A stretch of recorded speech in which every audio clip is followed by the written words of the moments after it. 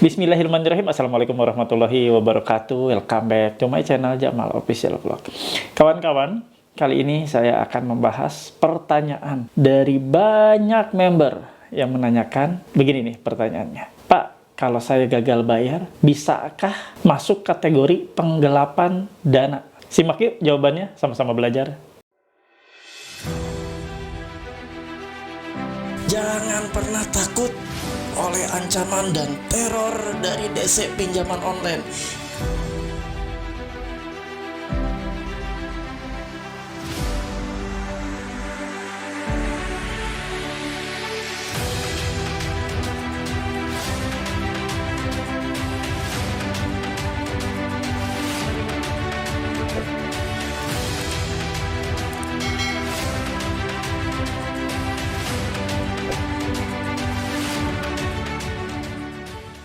Alhamdulillah kawan-kawan semua, gimana kondisinya? Sehat kan? Mudah-mudahan ya kalian dimanapun berada yang menonton video-video saya, yang setiap hari setiap menonton video saya mendapatkan pencerahan, mudah-mudahan kalian semua sehat ya. Sehat jasmani, sehat rohani, sehat mental, itu yang paling utama. Dan doakan saya agar tetap juga sehat selalu untuk bisa terus membersamai kalian, untuk membuat konten-konten edukasi buat kalian, menyemangati kalian yang saat ini sedang gagal bayar. Tentunya gagal bayar ini gagal bayar karena memang keadaan dan kondisi situasi yang terdesak, situasi yang tidak memungkinkan Anda untuk melakukan pembayaran.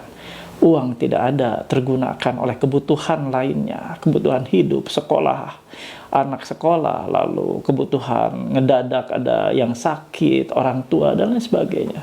Karena gagal bayar di sini konsepnya bukan gagal bayar, karena memang gaya hidup bukan gagal bayar yang sengaja dilakukan ketika melakukan pengambilan dana langsung niatnya memang gagal bayar, bukan seperti itu kawan ya.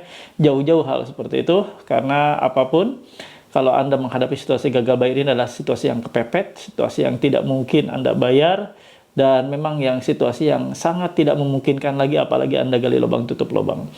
Kali ini saya akan membahas salah satu materi atau topik yang sangat banyak dipertanyakan oleh teman-teman semua, yaitu nasabah gagal bayar. Apakah bisa dikategorikan atau masuk ke dalam penggelapan dana? Nah, saya akan kupas ya kawan-kawan, karena ini adalah merupakan salah satu kekhawatiran dari teman-teman kita yang menanyakan hal ini, bukan satu dua orang, lumayan banyak juga. Dan mudah-mudahan yang tidak menanyakan pun, mudah-mudahan ini menjadi pencerahan buat kalian semua, ilmu baru buat kalian, dan sekaligus menanamkan dalam pikiran kalian bahwa gagal bayar ini bukanlah hal yang perlu ditakutkan. Kawan-kawan, yuk kita belajar sama-sama. Nah, pertanyaannya saya akan bacakan, tapi saya nggak usah tampilkan ya, cukup dibacakan saja. Ini dari teman kita bernama Teja ya. Mau minta pencerahan lagi kalau kita memutuskan galbay atau gagal bayar, dan ada beberapa APK yang belum bayar cicilan pertama, bagaimana ya? Apa kita bisa disebut menggelapkan dana tersebut? Kalaupun harus bayar, pasti bakal galop tulob. Dan sudah gitu terus-menerus. Udah mulai berusaha kuatin mental, tapi kadang ada aja yang buat kepikiran dan lain-lain. Untuk saudaraku yang ada di seberang sana, yang sedang nonton, dan pemirsa lainnya, saya akan menjawab. Jadi pertanyaan teman kita ini simpel sebenarnya. Ketika kita memutuskan untuk gagal bayar dan ada beberapa APK atau aplikasi pinjaman online yang tidak dibayar atau kebetulan tidak terbayar, padahal itu cicilan pertama. Nah, apakah ini masuk penggelapan dana, Pak? Jadi saya jawab ya. Jadi teman-teman, kita harus tahu dulu ya bahwa ini pinjaman online, pinjaman berbasis teknologi informasi, dan tentunya ini adalah perikatan antara Anda sebagai debitur dengan pihak pinjaman online selaku kreditur. Dan ini ada kontrak walaupun secara online ya, dan itu sah sih ya. Jadi kontrak itu tidak harus selalu terjadi secara offline, tapi online pun bisa dan itu sah. Nah, itu kontrak yang sudah Anda sepakati, perjanjian, kredit pembiayaan yang Anda sudah sepakati. Tentunya itu tunduk pada aturan hukum perdata. Nah, sampai sini dulu. Biar kalian paham, ya, bahwa itu semuanya tunduk pada aturan hukum perdata. Jadi ketika ada perselisihan, ketika ada sengketa, ketika ada ketidakpuasan dari salah satu pihak, baik kreditur maupun debitur, khususnya ini kreditur ya, karena ini kan situasinya gagal bayar. Jadi ketika Anda gagal bayar, nah ini ranahnya harus dibawa ke ranah perdata, hukum perdata.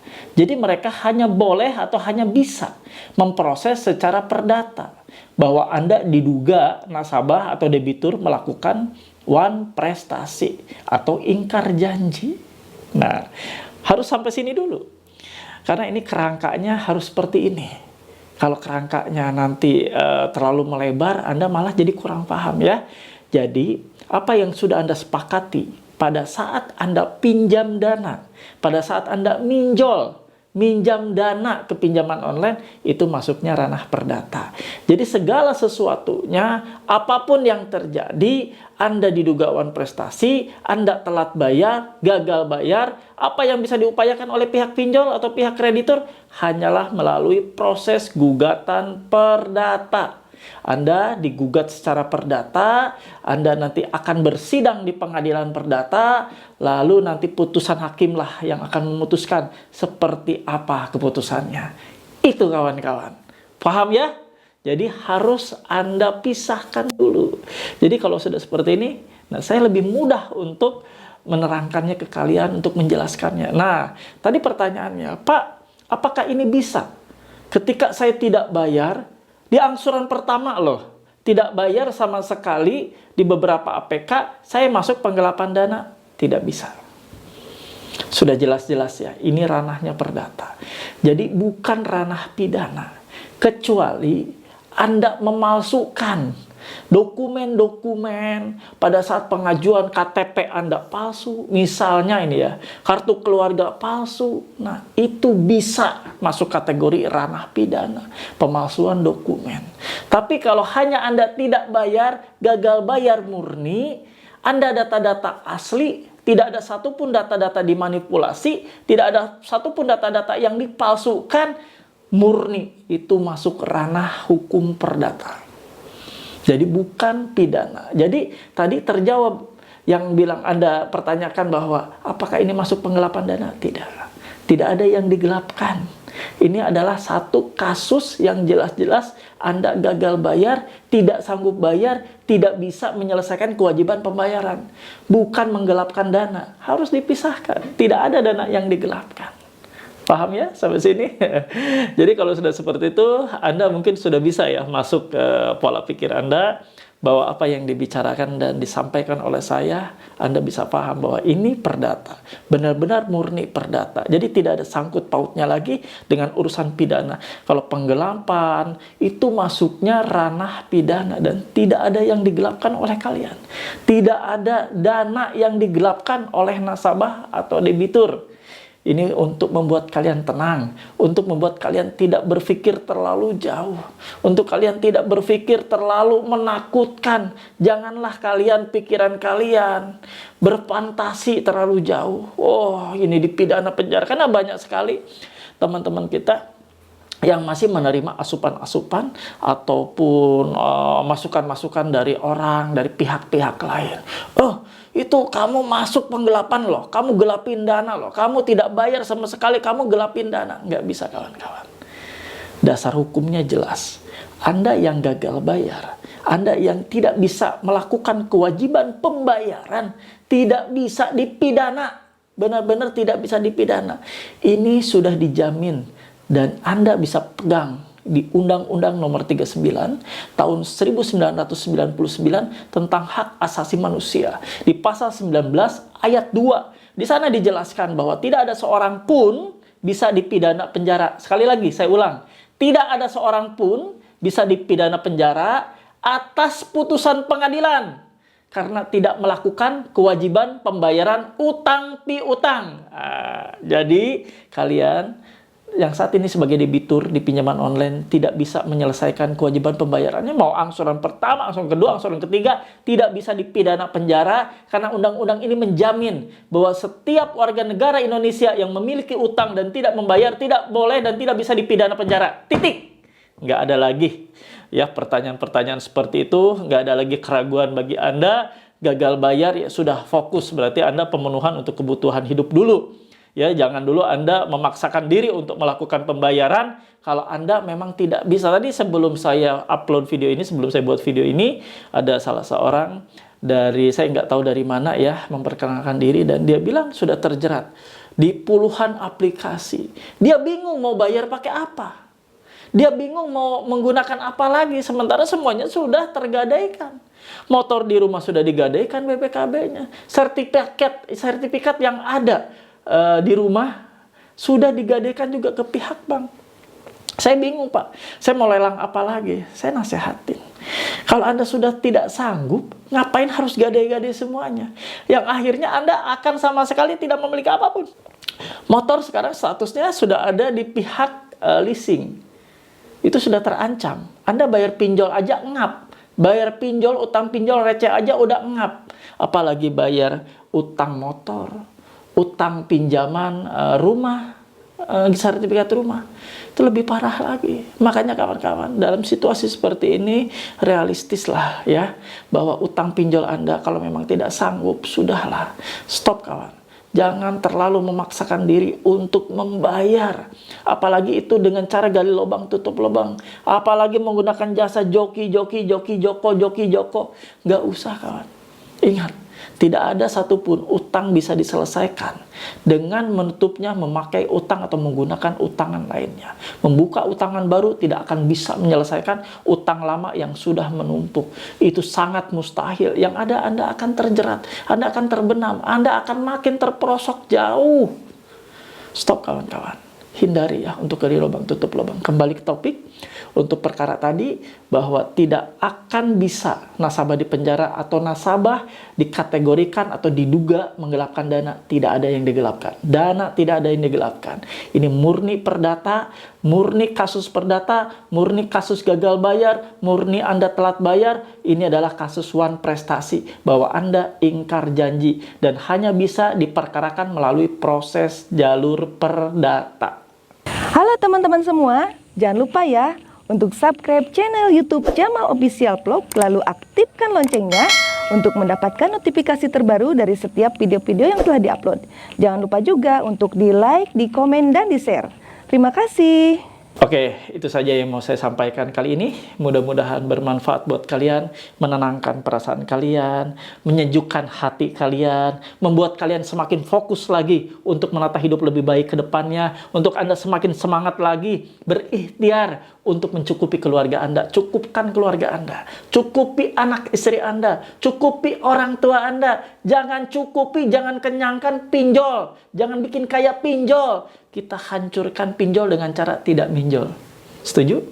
Oke kawan-kawan, kalau kalian setuju, kalian sudah paham, dan kalian mengerti, tolong dengan sangat kalian komentar di kolom komentar, tulis saya paham, saya mengerti. Ini mudah-mudahan menjadi kebahagiaan tersendiri bagi saya, bahwa saya menyampaikan segala sesuatu, menyampaikan ilmu saya, menyampaikan pengalaman saya, menyampaikan pengetahuan yang saya punya untuk kalian semua, dan kalian bisa menangkapnya dengan baik. Terima kasih ya kawan-kawan. Itu saja yang mau saya bagikan. Cukup kuat saya rasa kalian untuk menjalani hari-hari tanpa pinjol. Sudah ya, Anda sudah terjerat, jangan mau terjerat lagi, sudahi semuanya. Mudah-mudahan kalian kuat. Dan saya berharap kalian benar-benar untuk hijrah, meninggalkan riba pinjaman online, dan tidak sekali-kali untuk kembali menyentuh ke dalamnya. Terima kasih yang sudah menonton sampai habis. Mudah-mudahan mengerti dan bermanfaat. Kita tutup dengan istighfar. Agar Allah mengampuni kita, agar Allah menurunkan pengampunan buat kita, mengampuni kita semua yang saat ini sudah terjerat ke dalam jeratan pinjol, jeratan riba yang Allah laknat. Yuk kita sama-sama beristighfar, lalu kita lanjut dengan doa. Astagfirullahaladzim, astagfirullahaladzim, Astagfirullahalazim. Yuk teman-teman, kita mohon ampunan, mohon taubat kepada Allah atas segala dosa dan kesalahan yang telah kita perbuat. Dosa kesalahan yang mungkin saat itu kita kepepet. Kita tidak tahu bahwa ini bahayanya sangat besar. Bahaya bukan hanya berdosa kepada Allah, tapi juga bahaya untuk diri kita, untuk keluarga kita, untuk anak istri kita, sampai mereka terlantar, sampai mereka kekurangan makan, sampai anak kita kekurangan jajan. Itu akibat ulah kita, ulah kesembronoan kita, ulah kekeliruan kita sudah terjerat dan masuk ke dalam jeratan riba pinjaman online. Yuk teman-teman, kita sama-sama berdoa. Ya Allah, ya Rabb, yang Maha Pengasih, Maha Penyayang, ampuni dosa kami semua ya Allah, yang sampai saat ini kami belum mampu untuk menyelesaikan perintah-Mu, untuk menyelesaikan segala macam perintah-perintah yang datang dari-Mu ya Allah, untuk meninggalkan riba pinjaman online. Ampuni kami ya Allah, taubatkan kami, hijrahkan kami. Kami ingin istiqomah untuk tidak lagi mengenal riba, khususnya riba pinjaman online. Ya Allah, berkahi kehidupan kami, perluas usaha ikhtiar kami ya Allah, berikan semuanya kemudahan, berikan semuanya kelancaran dan keberhasilan ya Allah. Sehatkan kami juga agar kami dapat memaksimalkan diri untuk menjemput seluruh rezeki-rezekimu yang halal dengan maksimal. Amin ya rabbal alamin. Alhamdulillah teman-teman, sudah ada di penghujung video. Mudah-mudahan kalian kuat, stay strong, keep strong. Jangan lupa, yang belum mendukung channel ini, yang belum mensupport channel ini, silahkan di subscribe channel Jamal Official Vlog, lalu diaktifkan loncengnya agar Anda mendapatkan notifikasi atau pemberitahuan setiap ada video terbaru yang saya upload. Anda langsung ada pemberitahuan di handphone saat itu juga. Terima kasih. Wallahu muwaffiq ila aqwamit thoriq. Wabillahi taufiq wal hidayah. Wassalamualaikum warahmatullahi wabarakatuh. Bravo.